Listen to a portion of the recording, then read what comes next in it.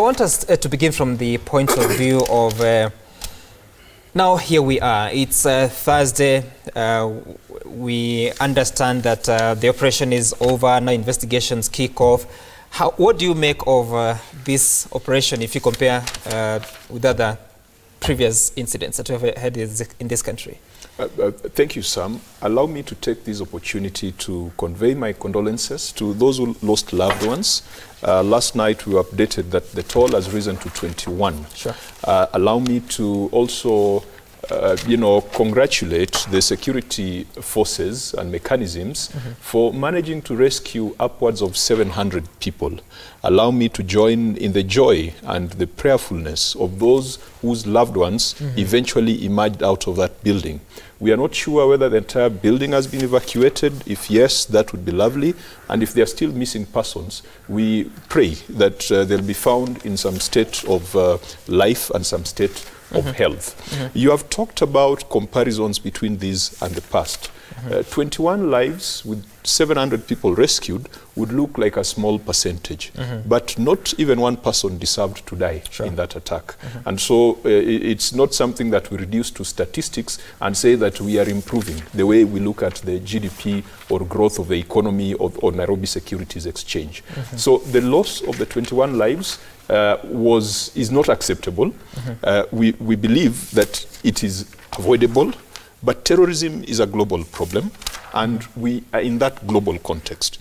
If you look at Nairobi and the affluence that you see around Nairobi, the number of foreign missions, the number of big corporations that are operating here, it makes it a very attractive ground for those who want to use violent means to achieve certain ends. But in terms of response, I believe that the security forces and the national government, in this case, was much more organized. It was much better coordinated. Information was not coming from all corners. And another angle is that the media and even Kenyans on social media, to a greater extent, were much more disciplined this time round.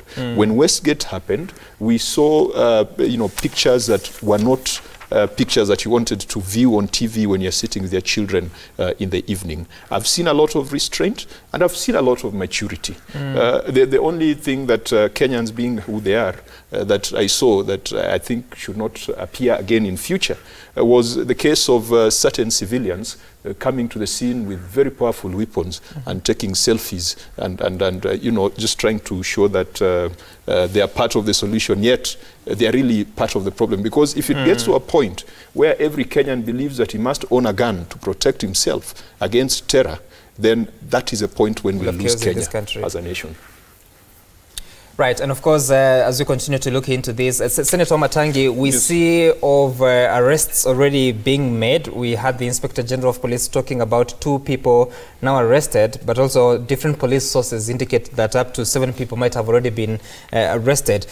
We now see a house in Mushada, in your county, that apparently that was the home for one of the suspects, and nobody suspected. What's happening to us? We have a Nyumba Kumi initiative. Why is it not working? Thank you. And Sam, let me first say good morning to our viewers. And secondly, as my colleague also said, it's important that for all of us to join with the families of those that have lost their loved ones, those that are victims, who are injured, who are in hospitals, and wish them a quick recovery. And you see, when in the mind of a terrorist and in their conceptual thinking, the idea behind terrorism is to inflict, is to induce a certain state of thinking in people, in a population, and largely to keep people in that fearful mode. Terrorists know that they cannot wipe out a city, that they cannot match the force of a country, for example, like Kenya, that has got an armed forces and a navy and so on. The target that they target is the people's minds, to instill people with terror. And so it is important that we also join the rest of the country in saying that we are unbowed, that we will still stand strong no matter what. And then specifically to that question, in Kiambu right now, Kiambu has virtually turned into, as we popularly say, the bedroom of Nairobi, Right. and the whole country.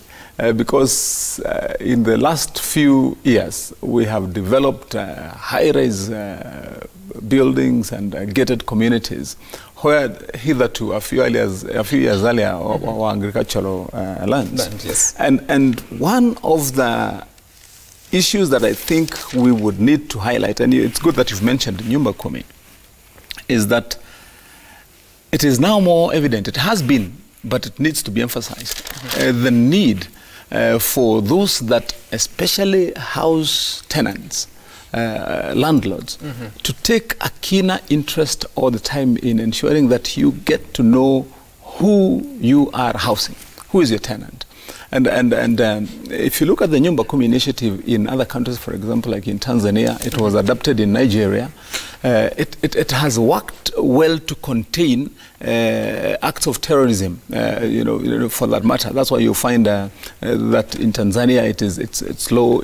Earlier on in Nigeria, with terror of Boko Haram and such groups, they have managed to contain terrorism. I think as a country we need to emphasize to our people that taking a keener interest in who you are housing, who is your neighbor, what is it that they're about. If you read in the paper, it's saying that the spouse or the lady who was living with this man, on her Facebook page, she had saved herself or her name as wife of Al-Shabaab sympathizer. That was the tag on her Facebook, but on her WhatsApp group, WhatsApp account. But nobody took keen interest for that matter. And then the other aspect, Sam, is this, that it's also the rate at which our young people, hitherto who were not earlier on subscribers to this kind of mental thought. If you look at this gentleman from his name and so on, it is most likely he's a Kikuyu, like me, and probably from his birth and background, he was not even a subscriber, not only to fundamentalism or even to the extent of being a suicide bomber, but even to the faith of Islam itself. And so you find this active recruitment and then inducement of that mentality in our young people is also something that definitely we must look at. And I was reading an editorial some times back that was looking at the number of people who have been recruited, taken out to Somalia, trained to be terrorists, and it is important for all of us to know that this is one of the new tactics that terrorists are using. Because earlier on, you would go and look for a man like Sheikh here, and say everybody you see with a beard, because of course it's part of their tradition, and certain features you need to be careful about him. But terrorists now knew that by using inducement like money. Right. You can go and get guys like Sam, and when you see Sam, your first thought will be that he's a good journalist, or he's a good man from and it's unlikely.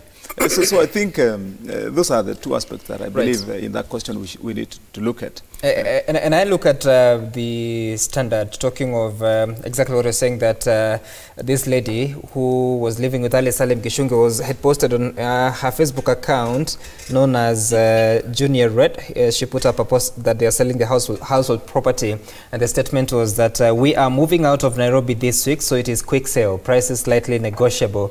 And then part of the property they were to sell was a fat farm loafers, which cost about 4,000 shillings in a shop, a 49-inch smart TV, a 7-seater velvet sofa set, a rice cooker, and Ramton's 2-door fridge, which they were disposing for 30,000. So you can see these are people who they had actually planned this. But Sheikh, the question I want to ask you, Sheikh Mohammed from Umma University, we see, if you look at the profile of people that have been killed, it's no longer about targeting a certain religion. So they're all Kenyans.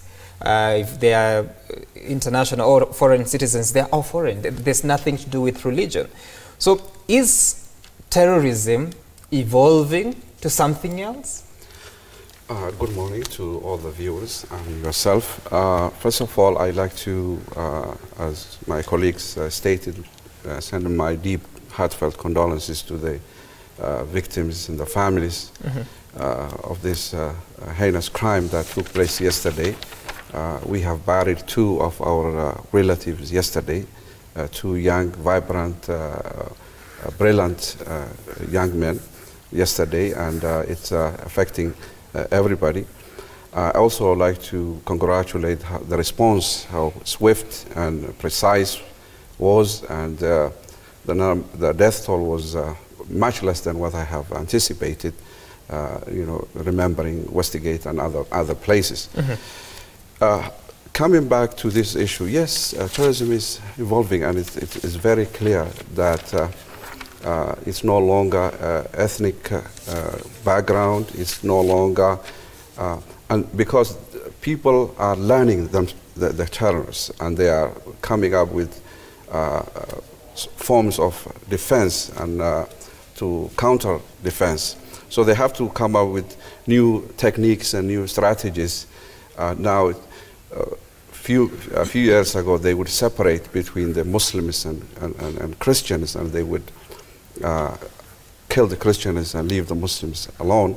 But then again, when they go to Somalia, they kill everybody, and then everybody say, well, that didn't make it wasn't rational, so they have to change the strategy now and kill everybody.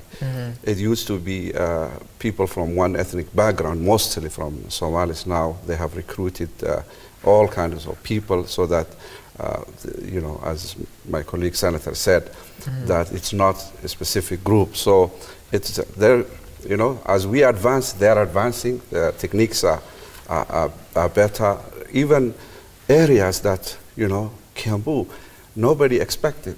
You know, people would, the first thing would have come to their mind is Lee and other areas. Things have changed. The next thing you will hear is, you know, Karen and other places. That so they are evolving, and they are understanding that. So it's changing, and we also need to change with it. Right. Yes. And Senator Moses, when we look at what Senator Matangi is talking about, Nyumba Kumi initiative, and saying that the landlords need to know their tenants, how do we institutionalize this so that, because most of the tenants, I mean, most of the landlords, they're just looking out for business. They want to fill their houses as soon as possible so that they can start to get their returns. So how do we institutionalize this, that you have a proper background check before you can admit a tenant in your house? There are countries we've visited, and early in December, we had a parliamentary team that went to Bujumbura in Burundi, and a country that would be, you know, smaller economy is so surveilled that you'd think you are walking around and no one knows you, but there's a record of who's present. If you go to Rwanda, there's a very intensive system of gathering intelligence. Even in Uganda, I think it's called the LC system, where if you check into a hotel or if you move into a new neighborhood, the landlord has an obligation to report to the LC the details of the new tenant. Even in countries like the United Kingdom, if you go into a nightclub, you must produce a passport or an ID. So some of these things have been tried in other countries, and I believe that the Nyumba Kumi initiative, initially when it was championed very vigorously by Kagudi, it was in a context of political difficulty and strife, and people thought that it was going to be an affront on their civil liberties. But now that we are seeing that terrorism is still a threat that is with us, I think it is something that needs to be revisited. And this is one of the things that the National Counter-Terrorism Center, which was established by an act of parliament in the Security Amendment laws, needs to take up robustly. We forget that we've got an institution that is funded by taxpayers, whose core mandate is to come up with strategies to counter terrorism and to come up with strategies to counter the radicalization of our people. And I would like to see a situation where in the new security reforms, it does not stop at uniforms and housing, but we go deep into the root causes, because to deal with terrorism, we must have a proper strategy for detection, a proper strategy for prevention. It is not just reaction. What we Right. have seen is that there's an improvement in reaction.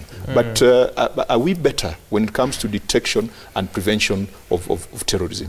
And then maybe the final point on this is that we also need to temper the conversation. Because terrorism is not just about Islam. Sure. In fact, there is political terrorism. When you had the situation in the United Kingdom, Northern Ireland versus the other part of the United Kingdom, that was terrorism. It was almost a religious war, but it had political undertones. In South Africa, during the era of apartheid, it was called terrorism. In Europe, far-right national movements are engaged in terrorism. So there's a perception that terrorism is a preserve of Islam versus the rest of the world. Sure. That is not true. It is only that Islamic terrorism or fundamental Islamic terrorism receives far more attention than political terror that happens in UK. When Joe Cox, who was a member of parliament in the United Kingdom, was killed, it was called an act of terror. But there was no Islam involved. Does not really so let us not reduce it to a discussion between Muslims or people who look a certain way or people from a certain ethnic extraction. But let us strengthen these institutions so that we detect, we radicalize, and we prevent these kinds of deaths. And so, Sheikh, what do we do? Because it would appear that every other criminal who wants to rain terror on fellow citizens or even foreigners has a quick way to hide behind religion. What do we do to ensure that that is not the case? Is it something that religion can do outwards, or it's I mean, how do you handle that? Well, I think now you come to the real point. You know, what has happened has happened. What we need to talk about is 2 points. What is the cause of terrorism? Number one. Two, as it happens, what is the solution to that? So one thing I'd like to put emphasis on, we are putting a lot of resources into military trainings and this and that. This is ideology. What we need to do, we need to empower the religious scholars so they combat, they come with counter-narratives about this. You know, the issue of, it's about ideology, that people sitting with you, you don't know what everybody believes. So the only way you can combat, truly speaking, is to talk to the minds and the hearts of the people. And this can be done only by knowledgeable people, by scholars. So what we do, we neglect the ideology part and we focus on the force and the material part rather than that. So that is the best way to combat. Now, when you look at the causes, the causes are different. As he said, political oppressions. If you look historically how this started, it was political. When the Muslim Brotherhood in Egypt were arrested and were imprisoned and were tortured, they come up with this idea that says these people are too brutal and they are no longer Muslims, and they, you know, because of the torture that they marginalization is another cause of terrorism. Lack of proper Islamic knowledge among the Muslims themselves, and also misinterpretation of the religion, Islamic religion. You know, in Islam we have what's called maqasidu sharia, which means the intentions of our sharia. There are 5 principles in our religion that Islam protects: the life, the wealth, the religion, the values, and the minds. Anything that comes against these 5 principles is considered un-Islamic. So people don't understand. So we need to, injustices, lack of freedom and democracy, economic reasons, personal gains also.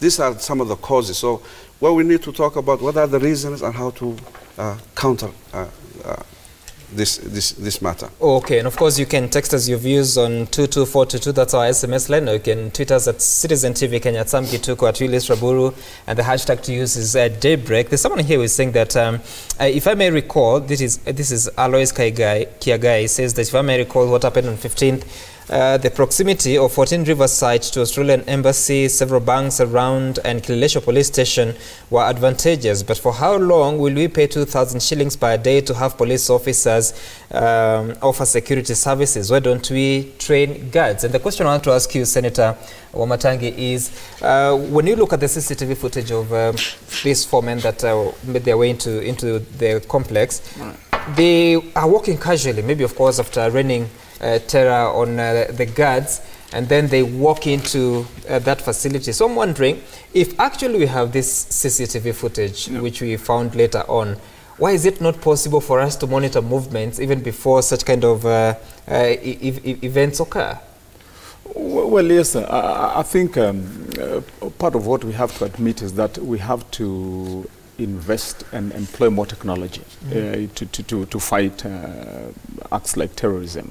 And then besides that, then even more coordination and cooperation between various entities. For example, I think it's a high time that would be looking at a centralized system whereby, for example, installations like major hotels that would be high targets should and could be linked up, for example, with security operation entities like the police, like the anti-terror unit, and such that even at the detection of such people or at the time of viewing those kind of people, that information can be shared real time. For example, right now the government installed a monitoring system with cameras all over our roads, which is centrally monitored, such that you can be seen in Westlands, you can be seen in industrial area and wherever, in all the roads that come into this country.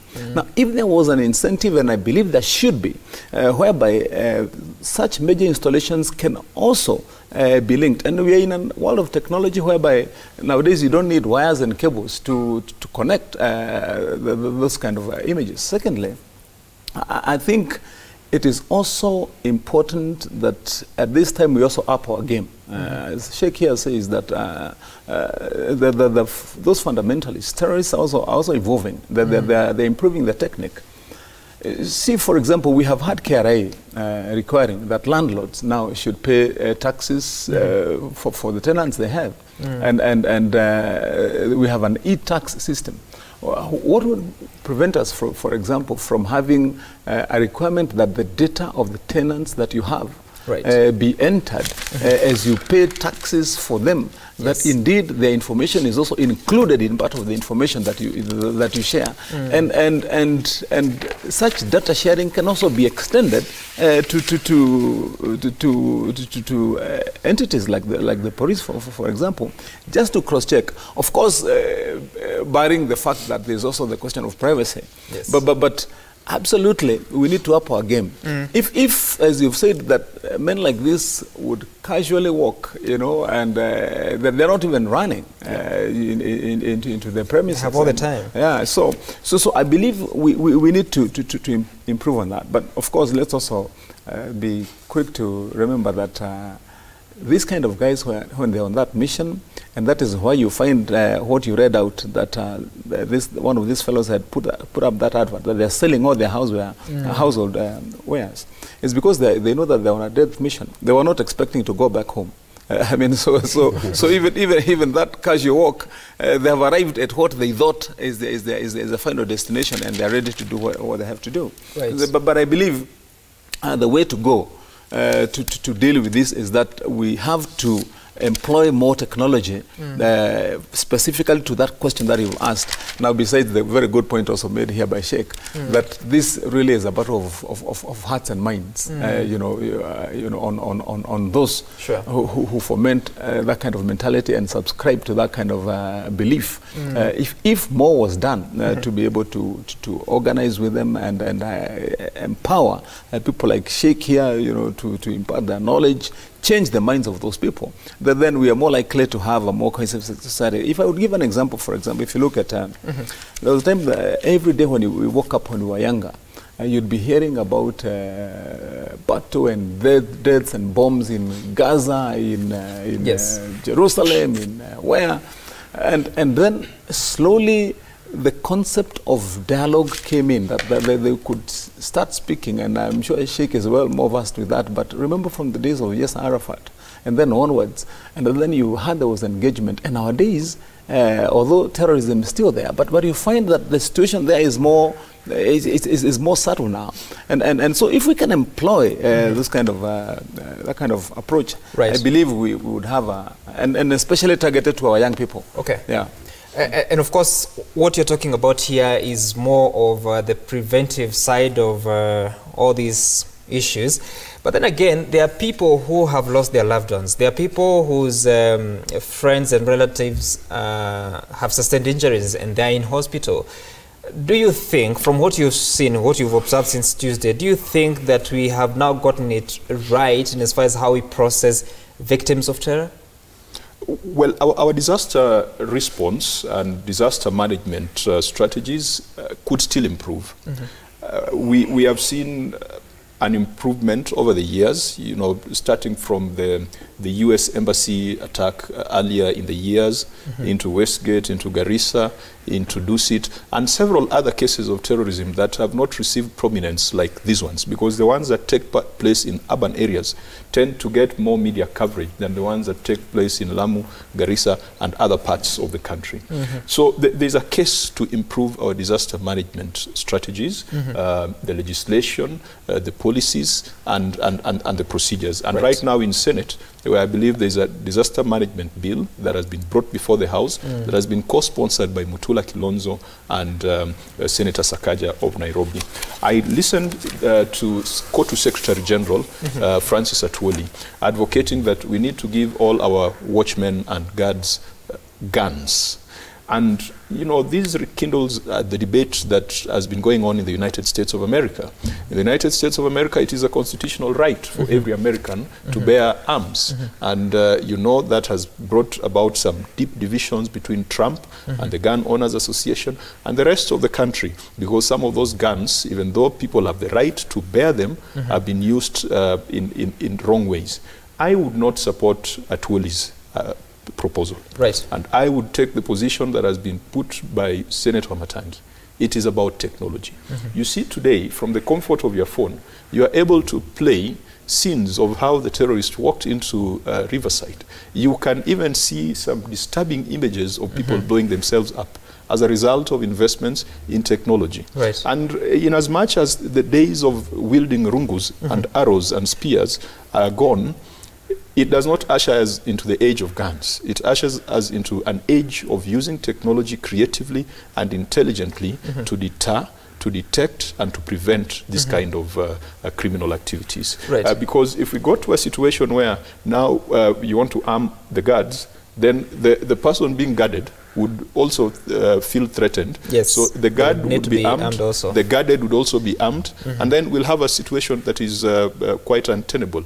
And finally, the Afghanistan, the war in Syria, the war in Somalia, you remember that independence of most African countries was accelerated by soldiers who had come back from the world wars. They went out, they were exposed to battle, they were exposed to guns and arms, and when they came back, they decided to use the same means that they had seen used in the other areas. Right. In as much as we de-radicalize, in as much as we do a lot internally, let us remember that as a result of joblessness in this country, there are young people who will have no reservations against going to Afghanistan. We have seen people queuing to join the armed forces in this country. Yeah. And whenever there's an armed force or police or prison recruitment, those who are taken sometimes is less than 10%. In fact, sometimes I think only 1% is taken. Where do these other people who aspire to a life in defense and military service, where do they end up? Some of them end up in Afghanistan. Some go to Somalia. Some go to Syria. And there will be Otieno, there will be Baraza, there will be Mohammed. It does not matter, because a man must survive. Man must eat. So the longer term issue, as Sheikh has said, is that fine, we can buy guns, fine, we can put CCTV, we can set up national counterterrorism centers, but how equal are we what kind of opportunities are we offering our youth to prevent them from going outside? Right. And when they go outside, they acquire skills, and when they come here, they are not able to put those skills to use. And very finally, and this is something I'll be discussing with Senator Matangi, I would wish to see a situation where we go back to a mandatory national service. You know, back in the days after Form 6, you had a stint in the National Youth Service. Did you go through it yourself? You went. Unfortunately, I went through the 844 system. But with this competency-based curriculum, certain things must be mandatory. A child must come out of that place knowing how to administer first aid. A child must come out of that place knowing how to swim. And at the end of it all, by the time you complete university, we must demystify the gun. Okay. And you must have people who are capable of responding, not people who go there to slay and to just display their guns. Good point. Someone who doesn't know what slaying means may think differently. But Sheikh, when you look, of course, there's so much that has been covered in the papers and the media today, yesterday, and even the previous day. But when you look at the images of the human resilience that you want to save your life in whatever manner, the images that you saw at Dusit, what do you think we need to do so that any other time there's such a situation, we maybe are better coordinated despite the fear that we have? You see, the objectives of the terrorists is to terrorize. That is the objective, and that is why they do the most heinous way. So resilience is very important, and I've really seen in the eyes of those people. We thank God that it wasn't as bad as everybody thought because of previous. People need to, we as Muslims, we believe what's called predestined, that whatever happens will happen to you, God prescribed for you. So number one, keep that in mind. Secondly, you always have hope. And also, once you are terrorized, you lose the sense. You don't know what to do. So resilience, patience, and calmness is very important. But I also like to mention the issue that Senator mentioned about the injustices and economic. I've met a father some time ago in Somalia, and what he mentioned to me was, he said he had 10 kids, and he has nothing, very poor. Poverty is at the highest level, and the father allowed his son, he said, go and find a job and join and get us something to eat. And I said, why did you do that? He said, okay, at least he might die, but I will have 9 kids that will survive. That's where we have reached. So those issues, economic issues, marginalization, those are important issues, but people don't understand that. As Senator mentioned, where are all these people who are lining up for military? Where? And what is the reason for that? One of the reasons is that they need to have living. Right. So these are issues to counter. We need to focus on the long-term issues, on how to tackle these problems. Okay. Another problem is this: when you victimize the victims, situations that are very wide in many places, especially in the Muslim communities, that the Muslims are the ones that suffer the most across the board. Yet they are victimized. You will see people that lost parents, children, relatives that are yet arrested or discriminated or so on. So then that also another cause for say, I lost my son, I lost my daughter, and I am being arrested again. So there are so many issues because, and many extremists on the other side are also taking advantage of this. So, so we need to look into the wider perspective on this matter. There's someone here who is saying that I think the CCTV for any organization should be incorporated, be it corporate, should be directly connected to security agencies. This will improve the response time. I hope that can happen because in this country it's not that we are short of technology. We have quite a bit of it, but how we utilize it is always the question. And we see the president saying that we will seek out every single person who was involved in the funding, planning and execution of the heinous attack. We'll pursue relentlessly wherever they will be until they are held to account. So this is a statement, a very firm statement coming from the head of state. Yeah. And we see the Inspector General of Police and the officers below him going after these people in the investigations they're conducting in Mushada and several other places. But how do you ensure that we do not stop at getting the answers to why this happened, but also making sure that we are able to identify that entire web to avoid even future attacks, not just in Nairobi, but across the country? And I think when you now bring that angle, I think it's also important that we point out in some of our failings. Because if you remember, after the Westgate attack, every single corporation here, and every government arm and company, even smaller, minion arrangements, took on a firm program of training their people on how you respond to disaster and so on. But that lasted only a few months until it was forgotten, you know. And then we went back to business as usual. And that is why you find, for example, even during this attack, and that's the question you asked earlier, if you looked at, for example, the psychological preparedness of the people, and sometimes even the tactics or technique that you would arm the people with to save their own lives before help arrives, you find that people are very ill prepared. If you'd say, I was looking at some of the images, because when it happened, I was also on TV, and so I followed it a little bit. And then sometimes you would find people taking huge risks themselves, you know, and just running out, you know, to some of the risky areas, but God, you know, God's, you know, providence, they would survive and pass. So you ask yourself about this question. You know, how determined are we? How well organized are we? And how serious are we in ensuring that we have a long-term program, or we have a sustainable arrangement that says that this is a problem that has been there. If you remember the first times that are recorded when the first terrorist attacks happened here in Kenya, is many years ago when we were young people in Norfolk Hotel and so on. It has continued until today. So this is a problem that is most likely going to continue to occur, no matter how either intermittently or quickly. But we would need to have that firmly in our minds. And then probably the other point I would want to make is on now what you have talked about, and especially, and it's good that our president has promised that there will be that pursuit. If you look at, for example, in about cases, for example, like look at China, when it comes to involvement in peddling and sale of drugs in China.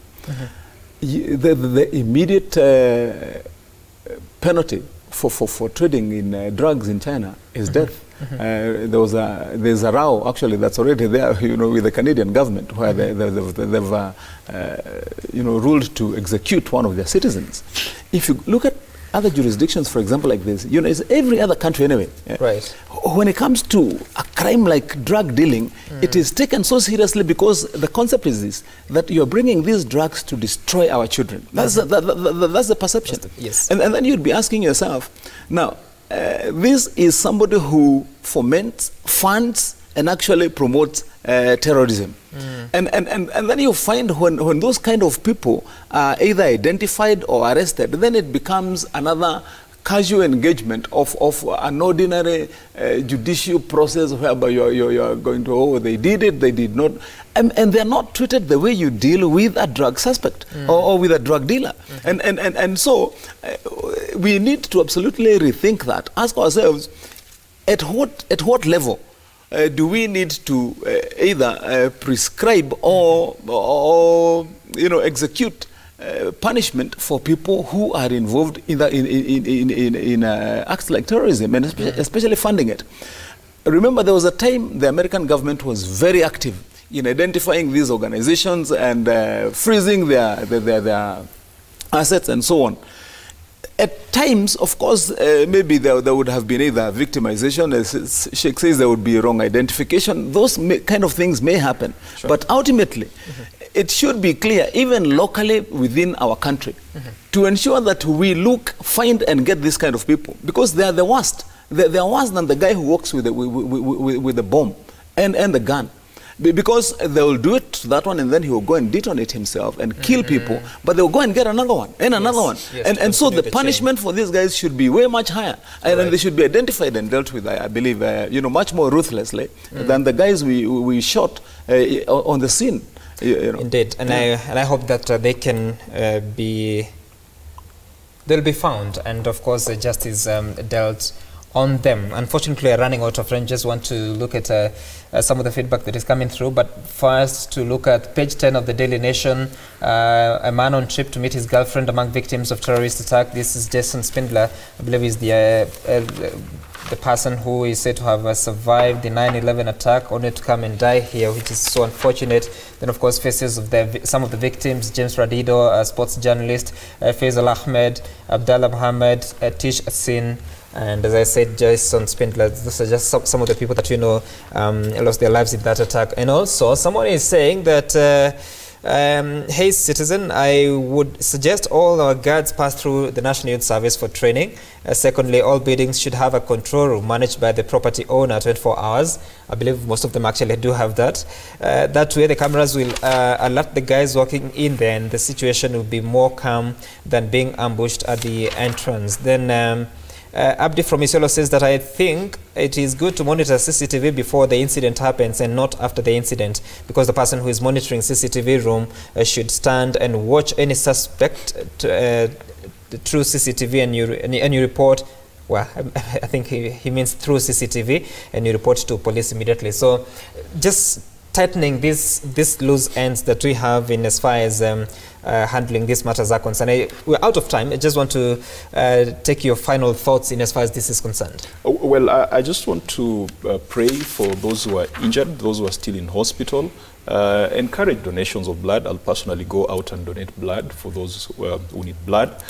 But as you said, tightening the loose ends in terms of enforcement, tightening the loose ends in terms of security surveillance, and making sure that when threats present themselves, we are able to effectively and very quickly take action. We are very fortunate, and one point that people have forgotten, that adjacent to Dusit or Riverside Park is Consolata School with close to 1,500 students. Sure. And I confirmed yesterday that one of the bullets hit one of the classes in the secondary school section. And I think it is by God's grace that the attack did not spread there, because we've seen in the past that such acts of terror have not spared children. In the Garissa case, they attacked young adults who were going to school. Okay. And so it is with a lot of relief that we have established the number as 21.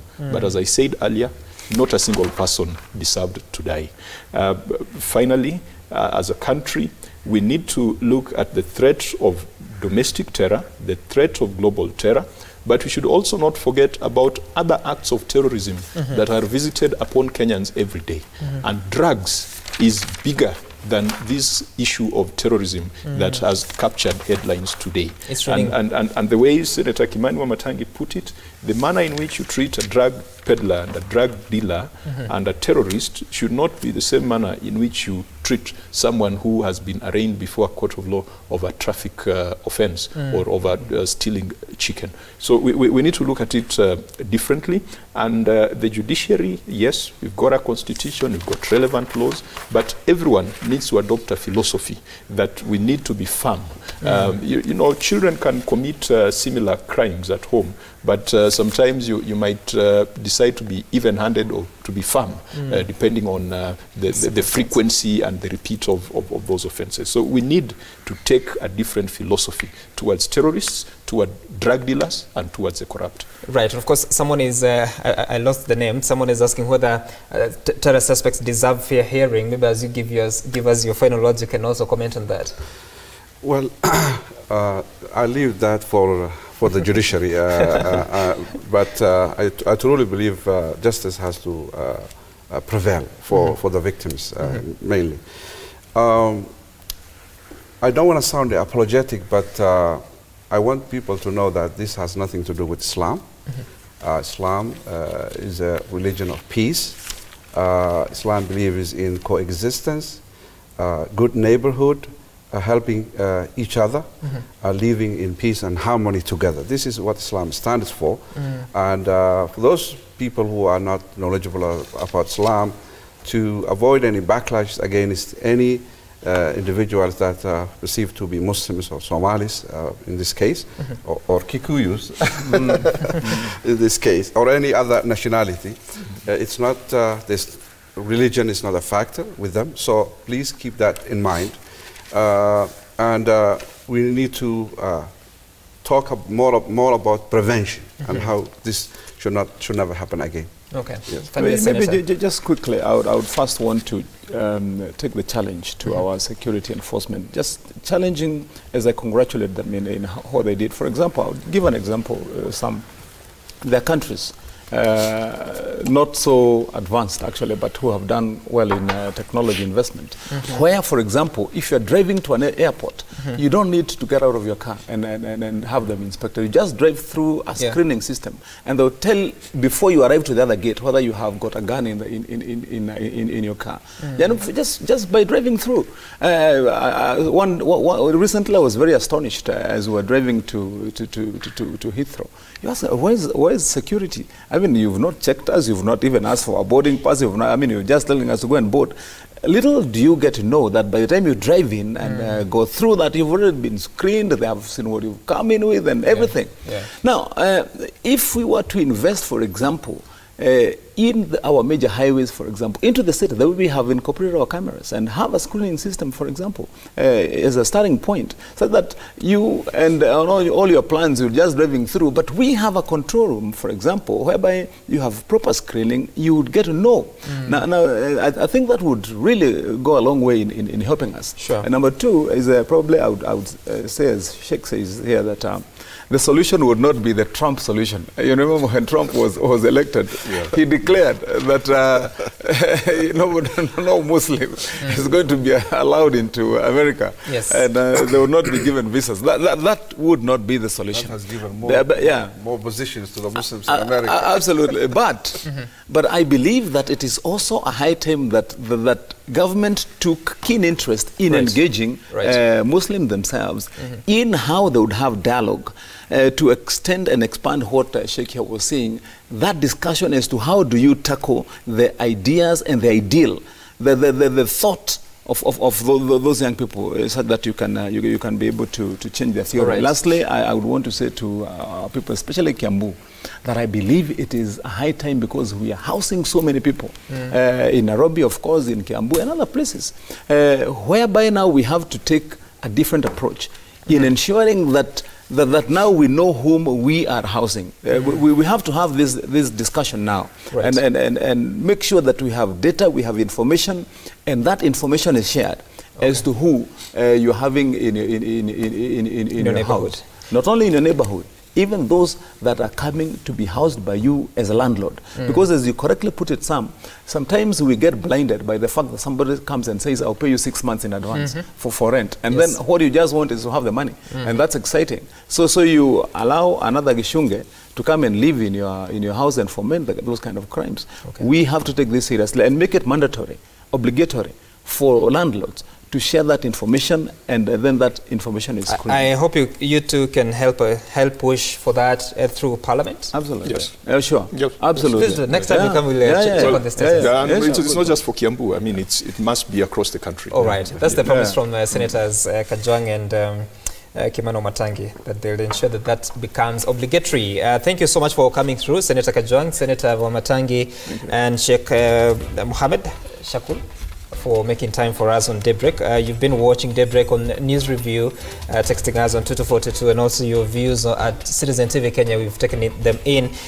After the break, we'll be talking to the Cabinet Secretary in charge of Trade and Industry, Peter Munya. We'll be talking about the impact of all this in as far as business is concerned, trade is concerned, but also more importantly, looking at the Big Four agenda and the manufacturing pillar. Where are we? The promises that were made on December 12th by the President, December 12th, 2017 by the President. Where are we in as far as that is concerned? Back in a moment.